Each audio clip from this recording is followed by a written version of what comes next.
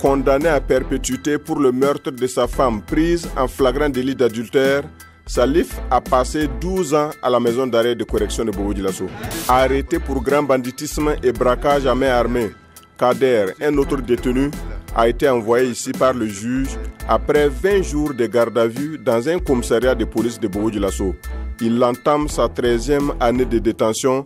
Il n'a jamais été jugé. Ces 5 adolescents viennent des mêmes quartiers, ont fréquenté le même collège et ont commis ensemble la même infraction. Viol collectif sur une jeune fille. La MACB, la maison d'arrêt de correction de Bobo-Dioulasso. Bienvenue au quartier des détenus adultes. Il est 18h. C'est l'heure prévue pour la fermeture des cellules. C'est également le moment où chaque détenu fait face à sa solitude. Après la fermeture à 18h, c'est un autre calvaire. Pour aller par exemple au WC ou au besoin, c'est vraiment aller en guerre. Il faut piétiner, marcher sur ce co-détenu pour arriver aux toilettes. Voici comment les prisonniers passent la nuit ici. Plus de 600 personnes privées de liberté s'entassent entre ces murs faute de place. Des images inédites qui lèvent le voile sur les lois de la détention, des conditions carcérales inhumaines qui bafouent les règles de l'administration pénitentiaire. La dénonciation est faite, la sensibilisation est faite. Maintenant, si jusque-là on n'a pas de résultats éloquents, mais là, ce n'est vraiment pas des attributions d'HP. Il accomplit sa mission, maintenant quitte à l'autorité aussi qui a en charge donc, cette mission-là de veiller à ce que les prisons soient vraiment des lieux sociaux afin d'atteindre la réinsertion sociale tant visible. Et souvent, même ceux qui sont à terre, de retour, ils trouvent que leur place qu'ils occupaient est déjà comblée par d'autres personnes. Parce qu'il faut serrer et quand on se lève pour aller, on vient trouver qu'il n'y a plus de place pour dormir. Et souvent d'autres restent sur les murs des WC pour passer toute la nuit. Et d'autres même préfèrent s'arrêter comme ça, attendre le petit matin pour se débrouiller, chercher un coin au dehors et s'étaler. La vétusté des bâtiments, la précarité des conditions de vie et surtout la surpopulation. La MACB compte aujourd'hui 521 détenus de trop. Ce qui est sûr, c'est que pour le gouvernement, les détenus restent et demeurent des Burkinabés. Ce qui leur est reproché ne fait pas d'eux des parias. Ils sont privés de leur liberté. C'est vrai, nous aurions voulu que nos détenus puissent être dans les meilleures des conditions possibles, mais malheureusement, le budget qui nous est alloué n'est pas suffisant. La capacité d'accueil des maisons d'arrêt n'est pas suffisante. Vous savez que normalement, nous devrions avoir 45 tribunaux de grande instance, donc 45 maisons d'arrêt de correction, parce qu'à chaque tribunal de grande instance correspond à une maison d'arrêt. Nous en avons aujourd'hui 25, ce qui veut dire qu'il manque encore 20. Véritable problème, la surpopulation carcérale menace de faire craquer les détenus. Elle met en danger les prisonniers, tout comme le personnel de l'administration pénitentiaire. Le phénomène d'attaque qui est là à l'heure dans le pays, ça fait que bon, vraiment, c'est même c'est comme si on envoie les éléments même à l'abattoir. Voilà, donc nous on pense que c'est très très. Il faut étoffer le personnel. Voilà, il faut étoffer le personnel. Pour un meilleur rendement du personnel, je pense qu'il faut étoffer le personnel à beaucoup de façons. Récemment, même pas 2 mois de cela, il y a un co-détenu qui est décédé. Il avait des problèmes cardiaques. Et la nuit, ça a commencé, ça ne va pas, on a tout fait. Quand on a tapé la porte aux environs de 6 h du matin, les autorités sont venues. Mais ça a trouvé que non, il est déjà parti. Et en 2014, lors de la Coupe du Monde, il y a eu un cas pareil aussi. Ici, le bâtiment semble à l'abandon. Presque pas de nettoyage ni d'entretien. L'odeur est pestilentielle. Les détenus ont donné eux-mêmes des noms aux cellules. On les appelle Grand Bateau, Petit Paris, Petite Chambre ou Morgue. C'est dans cette zone de non-droit que sont parquées des centaines de personnes. La toilette interne est utilisée en permanence. Pour se soulager, c'est vraiment un calvaire. Il y a d'autres même qui partent se soulager sans même avoir de l'eau pour se rincer. Le système pénitentiaire hérite aussi des dysfonctionnements de la justice, manque de volonté politique ou insuffisance de moyens. En tout cas, sur les 701 détenus, très peu connaissent leur verdict. la grande majorité d'entre eux restent encore dans le flou. Je peux prendre par exemple l'exemple de notre parquet. L'année dernière, nous étions 9 personnes, 8 substituts plus moi-même qui animions cette juridiction. Aujourd'hui, nous nous trouvons, je n'ai que 5 personnes pour m'appuyer dans l'animation de la juridiction. Or, il y a dans le ressort, nous avions plus d'une vingtaine d'unités d'enquête qui procèdent à des déferments. Vous imaginez lorsque une vingtaine d'unités d'enquête, quand ils défèrent, dans la semaine, il n'y a que 2 personnes pour pouvoir auditionner ces personnes et puis les déposer. Bon, je suis un président pour une voie à la main armée. Je sais en réalité que la raison qui m'a conduit en prison n'est pas bonne. Mais quand même, passer 9 ans en prison sans être jugé. Si vous devrez vous mettre à ma place, c'est pas facile.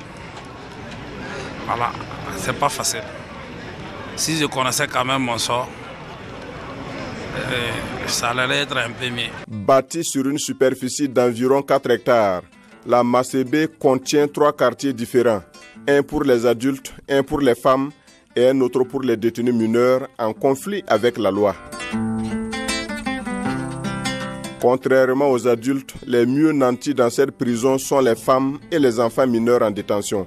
Voici le quartier des mineurs. 36 enfants âgés de 13 à 17 ans. Si la plupart ont commis des délits mineurs, certains ont été inculpés pour viol. Je suis venu pour viol. Ces 5 adolescents viennent des mêmes quartiers, ont fréquenté le même collège et ont commis ensemble la même infraction. Viol collectif sur une jeune fille. Dénoncés par leurs victimes, les voici unis dans le même mètre carré à la Macébé. Ah, c'est nous 5 là qui venus ensemble. On était assis à côté de notre maison là, en groupe. On était assis en groupe, on causait. Et on causait nous 6 quoi. L'autre est parti et puis quand l'autre est parti là maintenant, la fille est venue. On l'a même pas. Quand la fille est venue là maintenant, on commençait à causer, on commençait à causer maintenant. Ah, elle faisait des gestes quoi, pour nous exciter. Quand elle faisait ça seulement, on a demandé est-ce qu'on peut coucher avec elle. Elle a dit que oui, qu'on peut. Mais il faut que ces gens-là n'ont qu'à salir quoi. Incarcérés également pour viol collectif, ces 3 enfants se retrouvent en prison où ils partagent le même quotidien et méditent ensemble sur leurs actes.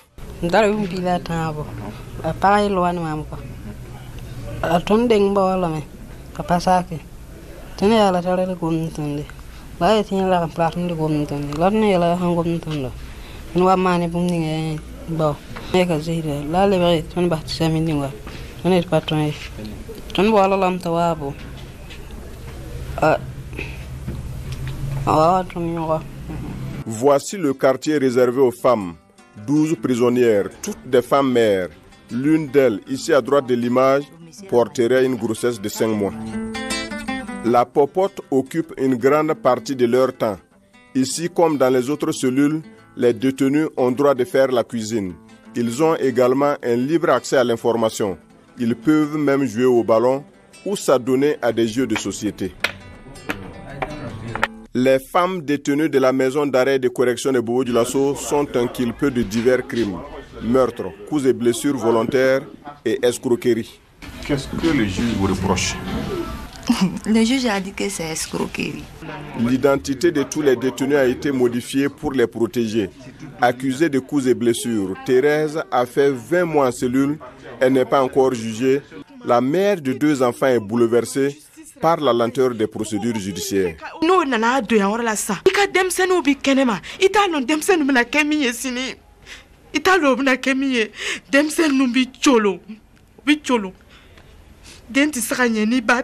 À l'instar de Thérèse, la plupart de ces dames attendent impatiemment leur dernier passage devant le juge. Marie fait partie de celles qui ont déjà été jugées et condamnées. Elle écope de 10 ans de prison ferme pour le meurtre de son mari. Elle a déjà passé 9 bonnes années derrière les barreaux.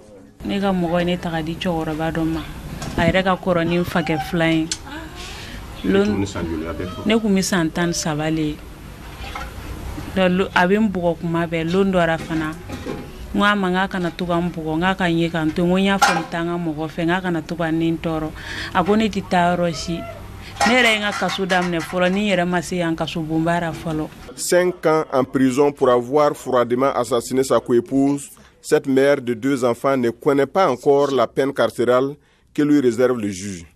On sait ce qu'on a fait, mais si on était jugé, on sait c'est cette peine que tu dois faire, mais tu es là, tu ne sais pas où tu es maintenant. Retour au quartier des adultes. Que reproche-t-on à ces hommes? Pourquoi leur nombre gonfle-t-il de jour en jour? Les détenus de la Macébé sont-ils vraiment les oubliés de la République? Condamné à perpétuité pour le meurtre de sa femme prise en flagrant délit d'adultère, Salif a passé 12 ans à la maison d'arrêt de correction de Bobo-Dioulasso. Ne m'a fait ne kasura mais ne ka ɲanamaya kɔnɔ ne tun tɛ fɛ ka na mɔgɔ faga kasura parce que kuranna kɔnɔ yɛrɛ a fɔra le man katala nafsan muta amidan fa jazaohu jahannama mɔgɔ mɔgɔ kɛra sababu ye ka mɔgɔ nin bɔ ni tugura ka mɔgɔ nin bɔ sara wɛrɛ foyi t'i ye fo jahannama mais ne kɔni b'a lɔn tiɲɛ yɛrɛ la ne ni Ala le b'a lɔn ne ma tugu ka ko nin kɛ. 12 longues années en prison, Salif occupe son temps à fabriquer des petits objets utilitaires qu'il revend à ses co-détenus.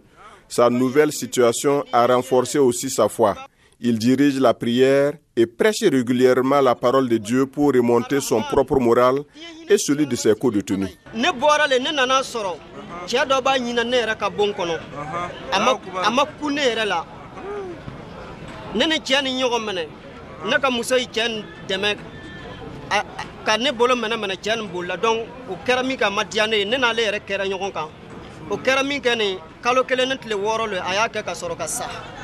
Comme Salif, ils sont 6 condamnés à vie dans cette prison de Bobo-Dioulasso. Ali est là pour des cas aggravants de vol et de grand banditisme. Condamné à 10 ans de réclusion ferme, Ali a déjà purgé 6 années de sa peine. Le jour du jugement, premier forfait, on m'a donné 20 ans. J'ai fait appel. Quand j'arrivais à la cour d'appel, plusieurs rejets. Et après, on me donne 10 ans. L'univers carcéral de Bobo-Dioulasso abrite aussi des condamnés à mort. La peine capitale. Tous deux jugés et condamnés pour meurtre. Eloi et Oumar ont respectivement passé 13 ans et 10 ans dans cette prison et leurs cellules sont isolées de celles des autres détenus. Vous savez, dès lors où une vie humaine est ôtée, c'est regrettable. Je pense qu'il n'y a rien qui puisse justifier qu'on ôte la vie de quelqu'un. Quel que soit le motif pour lequel on ôte la vie de quelqu'un, c'est toujours regrettable. Et voilà pourquoi moi je pense aujourd'hui que, vu de loin, on aurait peut-être pu m'accorder une dernière chance. Et quand je parle de dernière chance, je sais que ce que j'ai fait c'est très grave. Mais je ne demande pas à rentrer chez moi aujourd'hui. Moi tout ce que je veux, c'était qu'on me donne une peine comptable. On aurait pu peut-être combien ma peine de mort en 20 ans d'emprisonnement. Eloi avait à peine 18 ans lorsqu'il commettait son forfait. Et voilà depuis 13 ans qu'il fait face à son calvaire, plongé dans les couloirs de la mort. Ça fait 13 ans que je suis dans le couloir de la mort et j'ai fait des demandes de grâce présidentielle. Je n'ai eu aucune suite. Je ne sais même pas si mes demandes arrivent à destination. Personne ne m'a répondu de quoi que ce soit. Si c'était à refaire, quelle serait votre correction? Croyez-moi, quel que soit le motif, j'aurais peut-être à la rigueur posé une plainte. Mais en tout cas, je n'en serais jamais venu au maire. Croyez-moi. Ici également, des détenus déjà condamnés côtoient des prévenus en attente de jugement. À 70 ans, Amadé, inculpé pour complicité d'assassinat, attend depuis 3 ans de connaître son sort.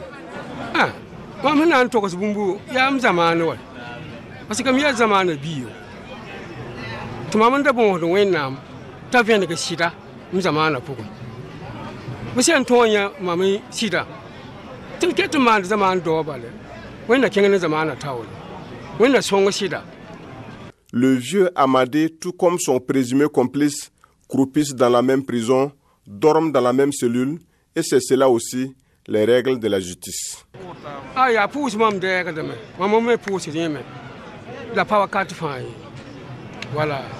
Arrêté pour grand banditisme et braquage à main armée, Kader, un autre détenu, a été envoyé ici par le juge après 20 jours de garde à vue dans un commissariat de police de Bobo-Dioulasso.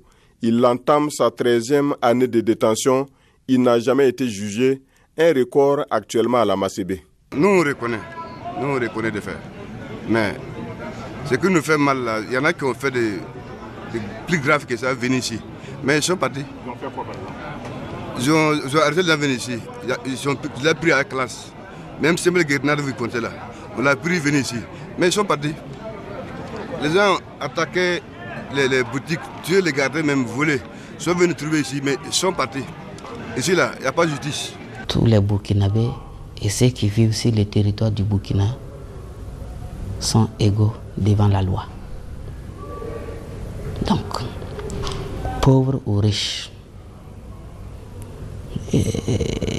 lettrés ou illettrés, nous sommes soumis à la même loi. Maintenant, le fait de dire qu'il y a seuls les pauvres croupissent assez longtemps en prison, je peux dire que ce n'est pas exact. C'est pas exact. Le temps de séjour dans une prison est fonction de la gravité de l'infraction, du lieu de sa commission, et c'est ça qui détermine véritablement le temps que vous avez à passer en prison. Mais il y a également le fait de la récidive. Tout comme Kader, ils sont nombreux à espérer le jour de leur dernier procès et connaître enfin le sort qui leur sera réservé. Mais en attendant, la Macébé se voit contrainte de gérer une population carcérale 4 fois plus importante. La capacité d'accueil même de l'établissement est de 180 détenus.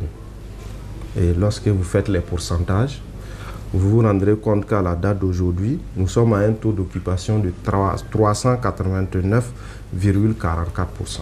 Mais quel est l'effort déployé par l'État pour parvenir à une réelle insertion des détenus? Que fait l'administration publique pour atténuer les conditions insoutenables de détention?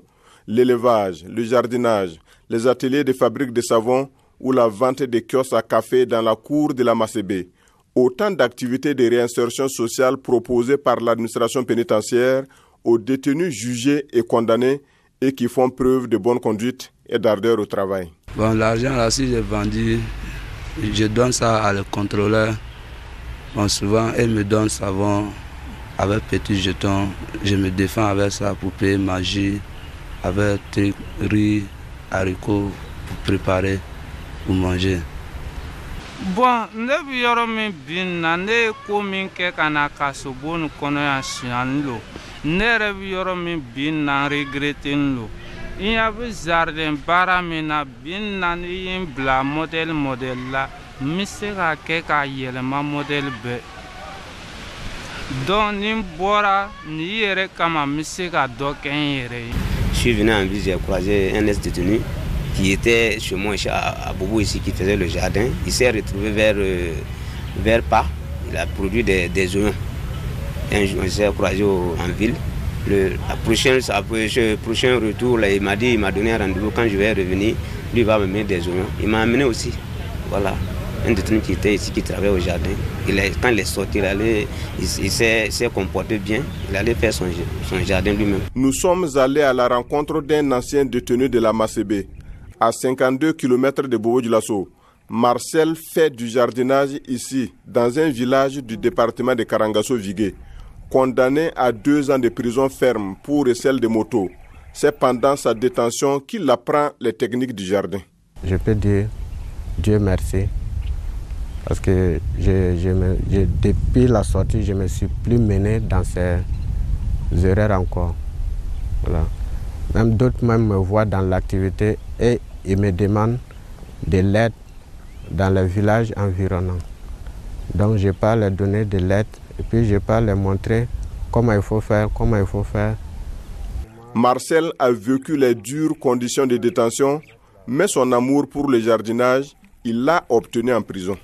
D'autres se trouvent au niveau de la maison d'arrêt. Ils disent que leur avenir est gâté. Or, pourtant, ce n'est pas ça. Ce que moi, je les conseille, en tout cas, dès qu'ils sortent, ils n'ont qu'à essayer de travailler. travailler dans son sens propre pour s'en sortir. Parce que rester dans les mêmes erreurs, vu ton âge qui avance, ton avenir aussi sera gâté. Autre alternative à la prison, la création des centres externes, comme ici. Le centre pénitentiaire agricole de Baporo, encore appelé Champ de Sankara, une centaine d'hectares dans la commune de Boromo. Créé dans les années 1984, il était prévu d'assurer la formation professionnelle et de participer surtout à l'alimentation de l'ensemble des détenus du Burkina Faso. Mais ce projet est loin d'atteindre aujourd'hui les objectifs fixés au départ par ses initiateurs. Ce que je sais, c'est qu'il y a eu des études, et ce sont ces mêmes politiciens-là qui ont demandé à ce qu'on les mène. C'est après que, ce n'est pas allé jusqu'au bout. Je ne peux pas les accuser, parce que je ne sais pas exactement ce qui se passe. Mais je sais aussi que, comme vous le dites, s'ils veulent, ils peuvent. Voilà, ça au moins c'est une certitude. Mais je ne peux pas dire qu'on a complètement négligé. Sinon, quand même, il n'y aurait pas toutes ces études. On vient d'acquérir un tracteur qui coûte quand même pas mal de volume. C'est quand même le politique qui a décidé. Insuffisance des moyens, problème d'inondation en saison des pluies, capacité d'accueil limitée à une cinquantaine de détenus. Sur les 100 hectares du potentiel cultivable, seulement une dizaine est exploitée en toute saison, la plupart destinée à la culture irriguée. C'était l'OMBA qui avait aménagé les 100 hectares de Baporo et logiquement ça devait être le système d'irrigation comme pour le Sourou à partir du Moun. Mais malheureusement le système de canalisation a connu des failles parce que la station de pompage d'eau qui avait été installée qui devait puiser l'eau du Moun pour pouvoir irriguer les 100 hectares de Baporo, il y a eu des problèmes d'installation. Sinon, logiquement, on devait produire 24 heures durant les 12 mois à Baporo, sans interruption. Autre démarche soutenue et encouragée par l'État, les règles pénitentiaires burkinabais offrent aux détenus mineurs la possibilité de purger leur peine dans les ateliers externes à la prison, parmi lesquels on compte la maison de l'enfance André Dupont d'Orodara, MEADO, un centre d'apprentissage créé dans les années 56 et érigé ensuite en établissement public de l'État en 1998. Ici, la règle commune de base est l'éducation et tout commence chaque matin par la montée des couleurs.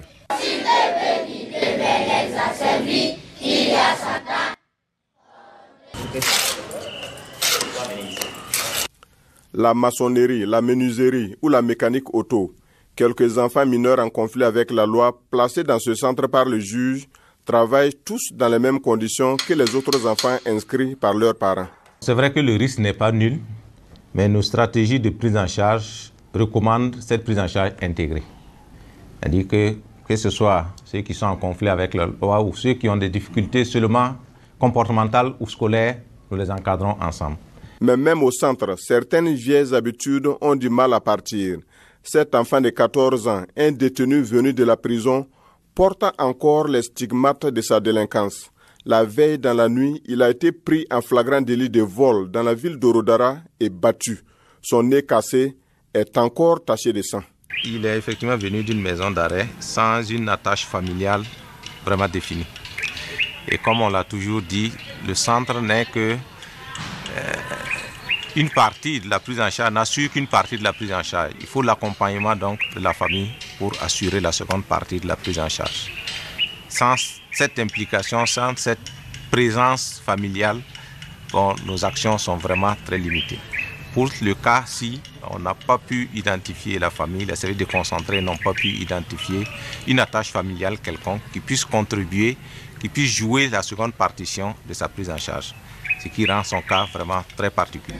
Parfois, on est en droit de se demander si la prison parvient véritablement à jouer son rôle de correction comme elle le prétend. Parmi les détenus qui marchent vers la liberté, beaucoup d'entre eux font le chemin inverse et se retrouvent à nouveau à la case de départ en cellule. À 42 ans, Baba est un récidiviste notoire. Condamné à 1 an de détention pour trafic de drogue, cela fait sa 14e fois qu'il fait la prison de Bobo-Dioulasso. Je gagne un peu dedans. Voilà, ça pourrait ça. Mais cette fois-ci-là, si je sors, je commence plus. À côté de la maison de l'enfance André Dupont d'Orodara, il y a aussi le centre de Koumi, situé à une quinzaine de kilomètres de Bobo-Dioulasso. Contrairement au centre d'accueil d'Orodara, tous les pensionnaires placés ici sont des enfants en conflit avec la loi, venus des différentes maisons et de correction de Burkina Faso. Ce n'est pas tous les enfants vraiment, les mineurs qui sont dans les maisons d'arrêt qui viennent au centre. Et il y a des enquêtes qui sont faites par les travailleurs sociaux au niveau des maisons d'arrêt. Et quand l'enfant est supposé qu'il est peut-être un peu le réinsérer, ils font le plaidoyer au niveau des juges qui le placent au niveau du centre. Et la priorité, c'est les enfants, les mineurs en conflit avec la région, la cour d'appel de Bobo-Dioulasso. Mais en plus de ça, nous pouvons recevoir des enfants de tout le Burkina Faso. Les capacités d'accueil des centres externes sont largement en deçà des demandes. Dans les prisons, le nombre de détenus ne fait qu'augmenter. Et si rien n'est fait, la menace d'explosion est grande. Dans le seul mois de novembre, la maison d'arrêt de correction de Bobo-Dioulasso a accueilli 93 nouveaux détenus de plus. Et seulement 38 ont franchi dans le même mois la porte de la liberté. Après 5 mois de détention pour mauvaise conduite en circulation ayant provoqué mort d'homme, ce chauffeur savoure à nouveau une liberté jadis perdue et jure qu'il ne remettra plus jamais les pieds en prison. C'était donc un reportage signé de Amadou Lougué. Amadou Lougué qui nous retrouve sur le terrain d'entraînement de la maison d'arrêt et de correction de Ouagadougou. Bonsoir Amadou Lougué. Bonsoir Simo Gongo. Alors vous avez signé le reportage, on l'a vu, des images inédites. Mais dites-nous comment vous est venue justement l'idée de conduire un tel reportage. Merci Simon, c'était lors d'une visite avec le ministre de la Justice René Bagoro qui a été voir les détenus. Nous l'avons suivi pour faire le reportage et arrivé donc au niveau de la maison d'arrêt de correction de Bobo-Dioulasso, ils ont fait sortir tous les détenus. Nous les avons vus. J'ai été vraiment impressionné par le nombre de détenus enfermés là-bas. Il y avait déjà dans la cour. On les a fait sortir dans la cour, voilà, pour que le ministre puisse quand même s'entretenir quelques instants avec eux. J'ai été vraiment impressionné. Et lorsque vous voyez les détenus dans la cour, vous imaginez... J'imagine comment ces gens peuvent être parqués dans une maison. C'était vraiment ça qui m'a touché. J'ai eu donc l'idée de faire un reportage là-dessus. Directement, j'ai touché les responsables de la maison d'arrêt de correction de Bobo-Dioulasso. Les responsables m'ont fait savoir que c'est le ministère qui autorise. J'ai touché le ministre directement sur place. Il m'a fait savoir qu'il n'y a pas de problème. Il donne son accord de principe, mais il faut que ce soit notifié par écrit. Et la RTB, comme dans l'administration, de la RTB a donc fait ces démarches. Nous avons écrit au ministère de la Justice. J'ai poursuivi quelques semaines plus tard. J'ai eu l'autorisation de faire ce reportage. Mais le ministre a dit qu'il faut que ça respecte les principes des droits humains, la protection des droits des détenus. Donc, on m'a ouvert les portes. J'ai pu donc rentrer dans les coulisses de la MACB, m'entretenir avec les détenus. Alors, vous entretenir avec les détenus, on a vu, vous avez interviewé un certain nombre de détenus. Alors, quels ont été les contacts de départ? Est-ce qu'il y a eu des réticences, peut-être par peur de se faire connaître peut-être par la société, ou bien tout de suite les interviewés ont accepté de répondre à vos questions? Heureusement, non. Je suis d'abord allé faire un repérage, ça veut dire m'entretenir avec les détenus et l'administration au préalable pour expliquer un peu l'intérêt de ce sujet. Et je leur ai dit, je ne suis pas venu, je suis journaliste, je ne suis pas venu ni pour vous créer des problèmes, ni pour vous aider. Je suis venu raconter votre quotidien. Ils pensent que les détenus l'ont bien compris, ils ont compris le message et la nécessité également de profiter de mon micro pour peut-être poser des doléances, expliquer leur quotidien à ceux qui ne savent pas ce qui se passe à l'intérieur. Donc le choix des interviewés, ça a été librement fait. Et il faut dire également... Ça ne vous a pas été imposé par les responsables de la MACB? Parce qu'il faut dire, les détenus même sont organisés à l'interne. Ils ont un chargé, ils ont des responsables chargés de la sécurité à l'intérieur, des gens qui ont vraiment séjourné pendant longtemps en prison et qui ont une bonne conduite, qui ont été choisis par les détenus même pour assurer une sécurité à l'intérieur. Donc, bon, c'est vrai qu'en rentrant au niveau des cellules, nous sommes accompagnés par des gardes de sécurité pénitentiaire, mais qui rentrent juste pour assurer certainement notre sécurité Sinon, nous n'avons pas été du tout influencés. Nous choisissons librement ceux que nous avons envie d'interviewer. Alors, lorsque vous rentrez justement dans une telle maison avec autant de foule à l'intérieur, tout de suite, quelle est votre réaction? Est-ce que vous êtes impressionné ou bien comment ça se passe dans la tête? Vraiment impressionné. Il faut dire que c'était ma première fois de rentrer dans une maison d'arrêt de correction au Burkina Faso. Mais rentrer jusque dans les cellules, là où dorment les prisonniers, c'était vraiment une première. Le directeur même a dit, lui-même, il a fait assez d'années dans les maisons d'arrêt, mais il n'a jamais eu le courage de rentrer jusque dans une cellule là où ils dorment. C'est horrible, hein? Quand vous rentrez à l'intérieur des cellules, nous avons fait des jours à filmer. C'est vraiment, ce n'est pas du montage, ça a été vraiment le réel, le quotidien des détenus. Nous avons fait des nuits avec eux jusqu'à 23h pour voir comment ils dorment. Il leur a dit, je ne suis pas venu pour faire un montage, vous vous comportez comme vous le faites d'habitude. Nous avons envie de raconter votre quotidien. Mais quand vous mettez pied dans la cellule, vous avez envie de sortir tout de suite. Et les enquêtes ont été menées en novembre et en octobre 2016. Et en ce temps, il faisait un peu froid. Mais malgré cela, quand vous rentrez dans les cellules, la chaleur est suffocante. J'imagine maintenant dans cette chaleur de 45 degrés, actuellement en avril, ce sera encore indescriptible. Hein. Alors Amadou Lougué, vous l'avez dit, vous avez tourné le reportage déjà depuis octobre-novembre 2016. Est-ce que, à l'heure où on parle, vous avez eu contact avec les détenus ou bien les responsables de la MACO pour savoir quelle a été l'évolution depuis lors? Oui, il faut dire, Simon, lorsque je menais l'enquête, il y avait autour de exactement 701 détenus à la maison d'arrêt de correction de Bobo-Dioulasso pour une capacité d'accueil qui ne dépasse pas 180 détenus. Donc plus de 500 actuellement, ça a évolué. Et rien qu'hier, j'étais en contact avec le directeur de la MACB qui m'a fait savoir qu'il y a exactement aujourd'hui à la MACB 749 détenus.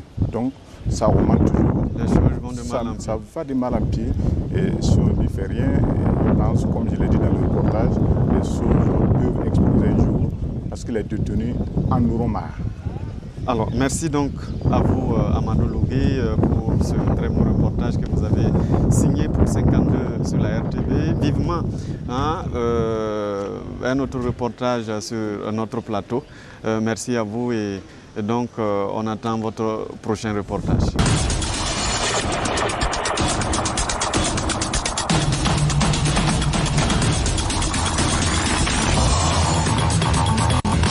Place à l'entretien à présent. Je reçois pour vous M. Denis Dakouré du ministère de la Justice, des droits humains et de la promotion civique. Bonsoir. Bonsoir. Avec nous aussi M. Christian Ouedraogo de l'ONG Amnesty International. Bonsoir. Bonsoir. Alors, vous avez suivi le reportage avec nous. Vous avez vu ce bâtiment qui contient autant de monde. On précise qu'il y a 500 détenus de trop que ce qui était prévu au préalable. Alors, Monsieur Dakouré, est-ce que finalement on ne tire pas la conclusion que quelque part la République a oublié les citoyens? Oui. Si toute personne qui regarde ce film, il a le sentiment que ce sont des personnes oubliées. Mais en réalité, comme l'a si bien dit le ministre, les détenus restent des Burkinabés. Tant qu'on n'a pas été déçu de sa nationalité, on reste burkinabé. Donc on ne peut pas dire que ce sont des personnes oubliées. Donc, il y a quand même que ce sont des gens qui vivent des conditions difficiles. Ils vivent des conditions très difficiles. L'impression que le ministère peut-être de la Justice ou bien l'État burkinabé les a oubliés tout simplement parce qu'ils sont en conflit avec la loi. Naturellement. Donc, alors, qu'est-ce que vous faites pour répondre justement à cette question-là? Bon, la question est très simple parce que dans la mesure où le ministère est intitulé ministère des droits humains, de la justice, des droits humains et de la promotion civique. Ça veut dire que ça prend en compte le volet social de ces détenus. Nous sommes obligés de les accompagner dans leur réinsertion. De telle sorte que ces détenus, après avoir purgé leur peine, puissent réintégrer sur le plan juridique leurs droits et sur le plan national être reconnus comme étant des Burkinabés. Donc raison pour laquelle il y a des suivis dans les maisons d'arrêt et de correction. Alors, le suivi dont vous parlez de réinsertion, Monsieur Ouedraogo, là il est question de réinsertion, mais il n'y a que dans les cellules quand même, c'est pratiquement l'enfer qui leur est servi. Tout à fait. Effectivement, en tant qu'Amnesty International Burkina Faso, nous ne travaillons pas spécifiquement dans les prisons, mais nous avons à quelques occasions intéressé à la question parce que partout où il y a violation des droits humains, nous nous intéressons donc aux différentes questions qui s'y passent. Dans des moments où nous avons visité la Macron parce que nous travaillons dans le cadre de l'appel du monde. Et lors des derniers budgets, nous avons également fait un rapport. Et nous travaillons également avec des organisations de la société civile partenaires qui interviennent dans les missions. Et donc, tout cela nous donne matière effectivement à faire le même constat que malheureusement, il y a un sérieux problème donc, par rapport à la population carcérale qui entraîne forcément des violations massives des droits humains dans ces locaux-là. Et quand on parle de violations massives des droits humains, c'est quoi exactement? Alors, vous savez que les droits humains, normalement, sont censés nous permettre de vivre dans la dignité. Et quand on voit à tel point les détenus sont marqués à l'intérieur, on se demande bien si, dans ces conditions, on peut atteindre un meilleur état de santé possible. Et il est clair que du point de vue sanitaire, du point de vue même de violence, parce qu'il y a quand même des cas de violence qui s'y passent, on a tout cela, des violences physiques, des violences psychologiques, autant de violations donc, qui se passent dans ces conditions. Des détenus qui marchent sur d'autres détenus. On a vu que les toilettes même sont à l'intérieur. Donc il y a forcément des répercussions au plan sanitaire et donc ça va même jouer sur les conditions même de réinsertion même du détenu. Alors, Monsieur Dakouré, sur ce qu'on a vu, des détenus qui marchent sur d'autres détenus, parce que finalement, ça ne peut même pas jouer sur la réinsertion sur laquelle vous travaillez. Oui, ça Par exemple, il y a des exemples clairs des toilettes qui sont à l'intérieur des cellules. Comment peut-on vivre déjà avec l'encombrement et les odeurs peut-être nauséabondes que ces toilettes peuvent dégager à l'intérieur des cellules? Quelque part, quand même, il y a problème. Oui, quelque part, il y a problème. Mais bon, il faut des solutions. Et je crois bien que le ministère est en train de voir dans quelle mesure trouver des solutions. Peut-être ce film interpelle plus d'un. Chacun est concerné. Parce que soi-même, on se voit à l'image de ces détenus. Et ça interpelle plus. C'est très dur, mais espérons que ça va beaucoup interpeller la société civile et tout un chacun pour qu'il y ait un concours d'idées. Mais est-ce que depuis longtemps, on ne s'était pas dit, bon, comme c'est des gens qui sont en conflit avec la loi, certains vont jusqu'à appeler même des malfrats, donc ces personnes-là méritent leur sort, c'est pourquoi peut-être on ne prend pas forcément de mesures pour pouvoir juguler ce genre de problèmes-là. Bon, mériter leur sort, ça c'est une question que chacun se pose, mais en réalité, on ne peut pas dire qu'ils méritent leur sort, puisqu'il faut réintégrer la personne dans ses droits. Donc, il n'y a pas de sort ici.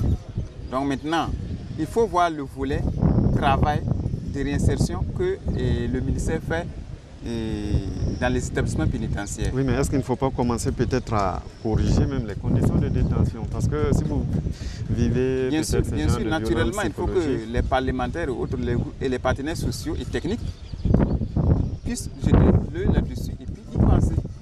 Alors, on va évoluer peut-être. Quelle est la situation en réalité de cette condition?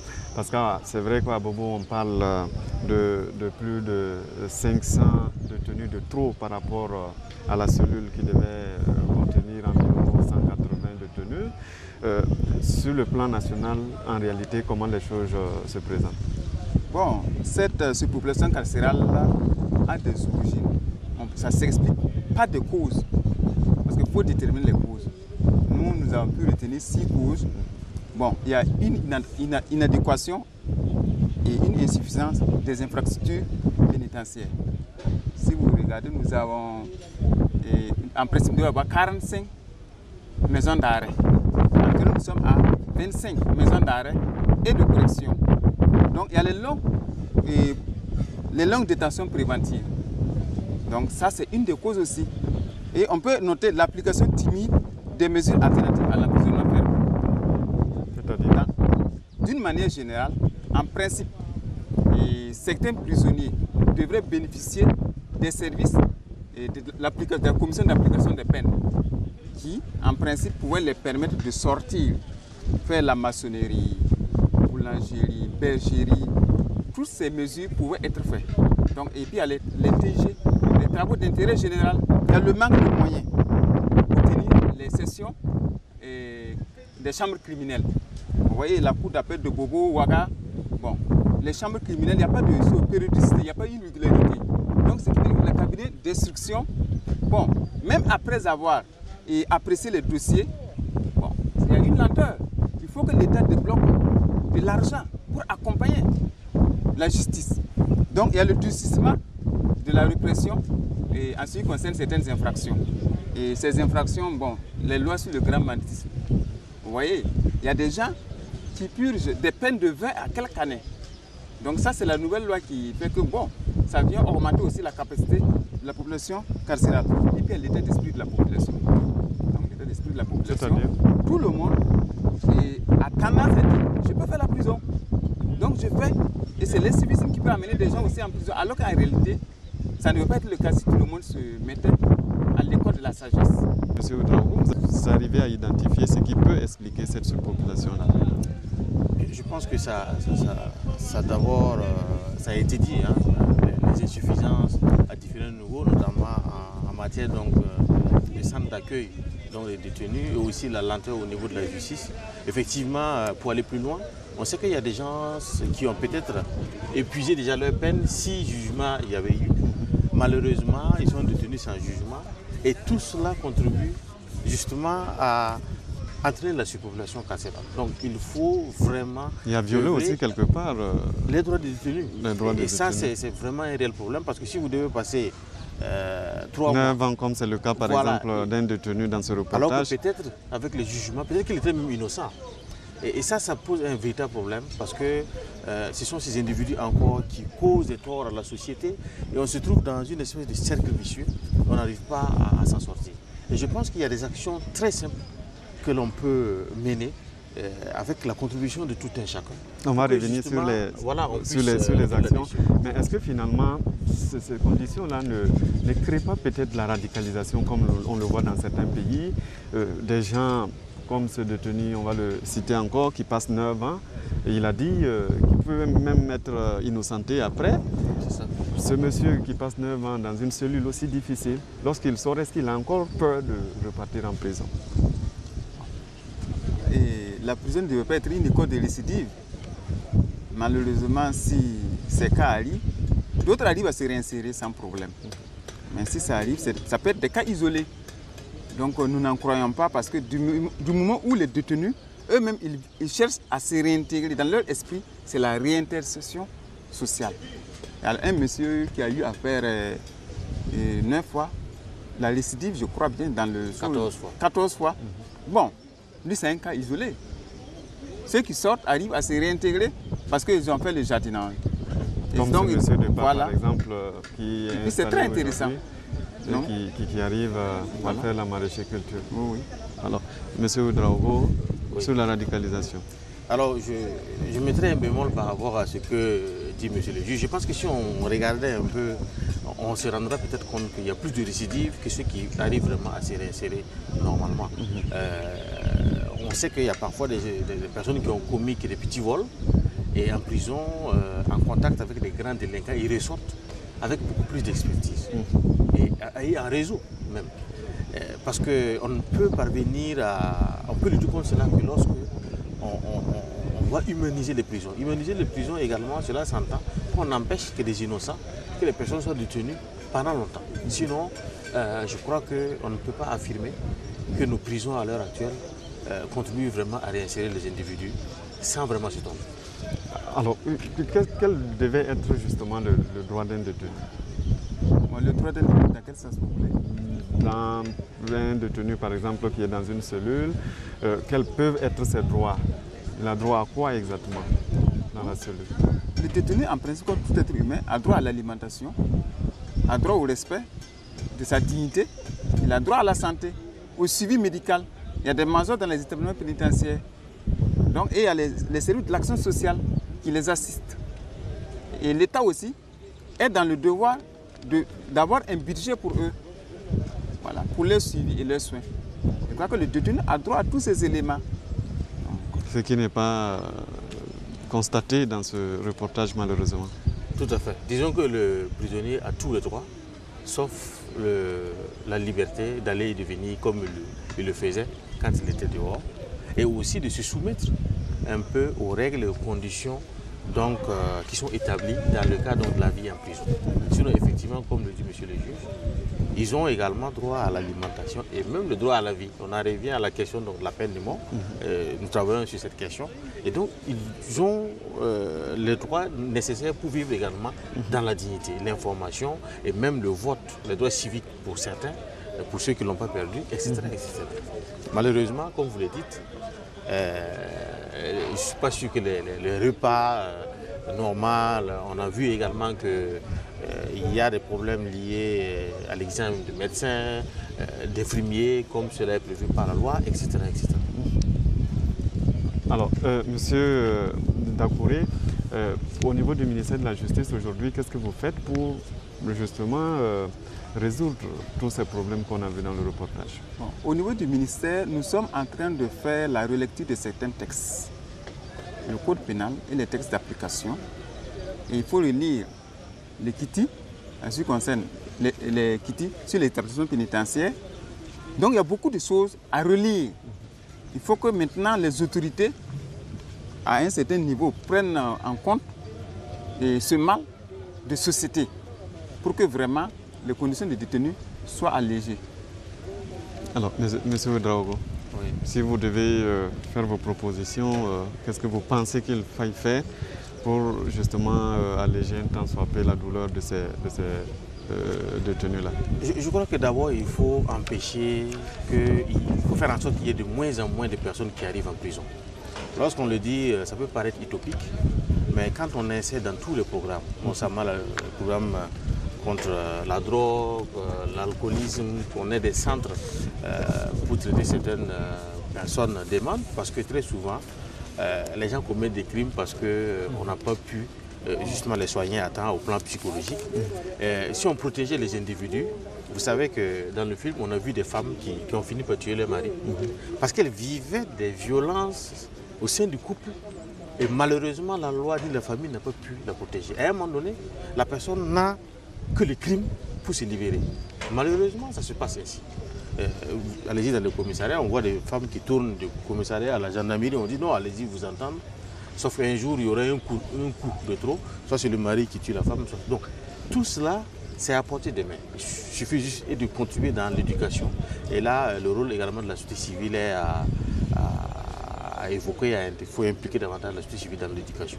À l'intérieur, oui, il faut vraiment œuvrer à ce que les dossiers puissent être traités. Ça va désengorger beaucoup les prisons. Maintenant, il faut avoir les moyens nécessaires pour le faire. Tout en continuant, on a vu qu'il y a beaucoup d'exemples. On peut faire de la prison vraiment un pôle de croissance. On oublie, des grandes œuvres, en fait, ont été conçues en prison, dans le monde entier.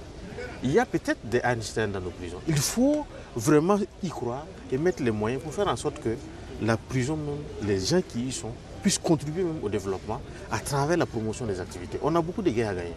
Comme on a vu le centre d'évaporé depuis l'époque de Sankara, on voit qu'il y a une vision, mais est-ce que vraiment, du point de vue responsabilité, est-ce que tout le monde s'y met pour faire de cet endroit-là vraiment un pôle de croissance? Et puis aussi, il faut ouvrir, parce que beaucoup de gens pensent que la prison, et je pense qu'il serait bien aussi d'interviewer certains responsables politiques qui sont aujourd'hui en prison.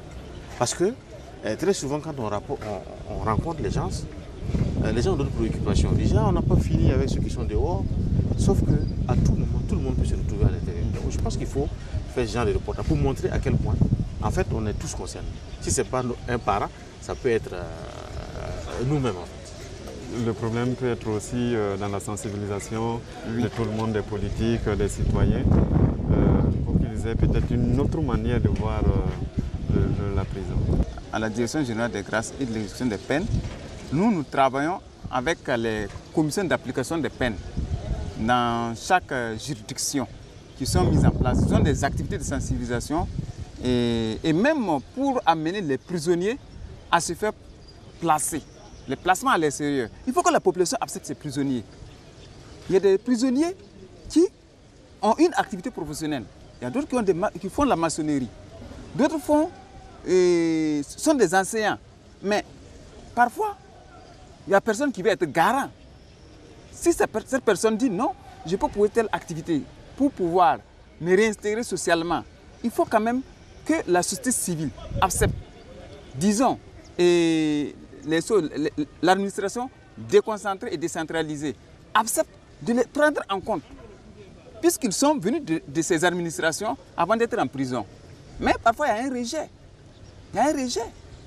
Donc, ce qui fait que nous, on demande, nous, on encourage surtout les peines d'emprisonnement fermes, mais avec des aménagements. Avec des aménagements. Donc, à ce moment, ça marche. Alors, on a évoqué dans le reportage aussi des conditions quand même de travail, le matériel, le personnel, ça va être le dernier point qui manque quand même dans l'administration judiciaire. Oui, ça c'est très criard. Parce que quand vous remarquez que le juge, je prends un exemple, le cas des juges d'instruction, il n'a même pas d'ordinateur, ou parfois il n'a pas d'encre, alors qu'il doit instruire, auditionner, faire sortir des PV et autres. Bon, vous voyez, ça pose un problème. Donc même la lenteur, ça pose un problème. Et pire encore, lorsque les chambres d'accusation se saisissent des dossiers, il y a parfois des problèmes pour faire sortir les dossiers. Dans la mesure où les audiences criminelles n'ont pas lieu. Puisqu'il faut débloquer des fonds.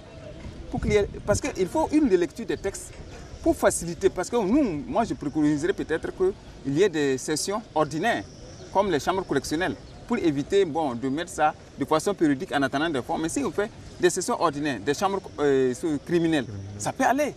Peut-être que ça va désengorger encore. C'est aussi votre vision des choses? Tout à fait. On constate que les budgets alloués au centre de détention s'abaissent. Donc il faut vraiment se battre pour que cela soit augmenté au niveau des parlementaires, du budget de l'État de façon générale. À travers le plaidoyer, parce qu'on voit bien que le nombre en fait va, avec l'exemple de Bobo, on voit bien que quand 80 rentrent, il y a à peine 30 qui sortent, donc cela veut dire qu'on ne va pas s'en sortir à cette allure. Mais il faut aussi impliquer tout le monde. Quand je dis impliquer, il ne faut pas voir seulement le problème à un niveau plus simplement global, mais il faut aussi décentraliser. Il a parlé de la décentralisation des communes, des organisations de la société civile qui doivent également participer si on ouvrait davantage de perspectives à leur endroit. Parce que pour certains, ce n'est pas évident de venir travailler au sein de la MACO. Moi, je connais une organisation qui s'appelle le Centre pour la qualité du droit et de la justice qui intervient ici à la MACO, qui aide au niveau du service social, qui apporte de l'aide, qui bâtit des projets. Et donc, si les prisons ont des plans d'action dans ce sens, qui s'appuient donc sur leur réalité, avec des partenaires type également au niveau de la société civile et même des partenaires financiers, parce qu'on a parlé des personnes qui apprennent en prison. Combien de structures sont aujourd'hui à même de financer un ex-détenu au dehors pour son entreprise, etc., etc. Je pense qu'il y a des petites actions, il faut y croire. De toute façon, on n'a pas le choix. Le gouvernement a pris des engagements du point de vue des droits et il est obligé, le Burkina Faso est obligé de mettre en œuvre ces droits-là.